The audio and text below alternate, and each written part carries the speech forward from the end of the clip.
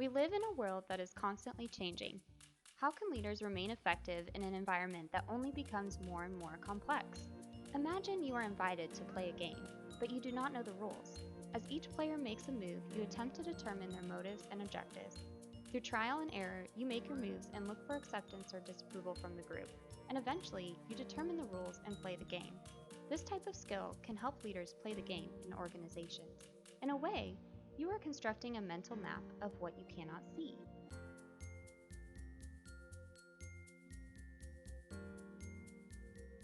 We call this competency sense-making.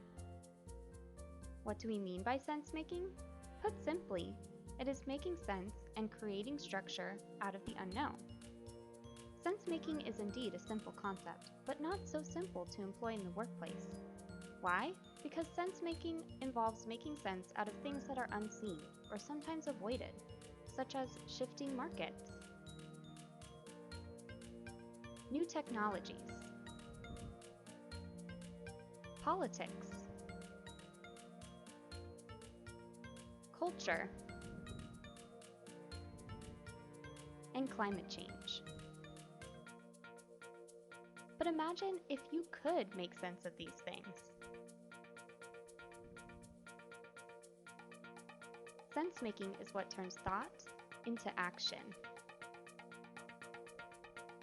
Sense-making is a tool that you can use to tackle issues like safety, operations, and functional teamwork. We know what you're asking. If sense-making is so important, then how do I develop and maintain this skill?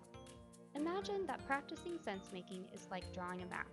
If you construct a map for a confusing or complex situation, you are better able to discover that path to a solution and action. By constructing a map, you now have a framework you can share with others.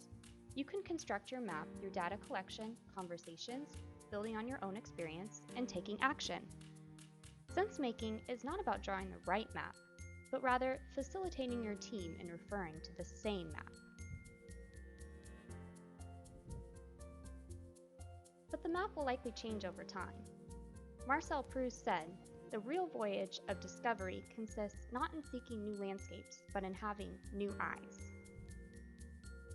Try new ways of collecting information to construct your map.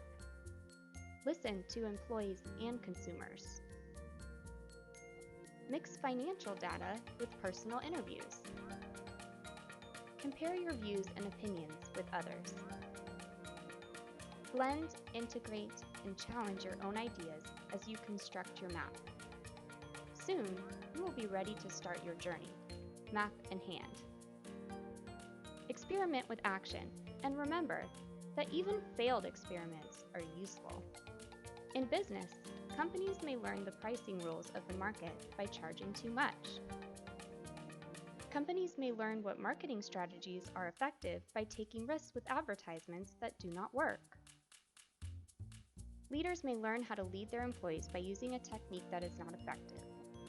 Continue to explore the unknown and refine your map as you go.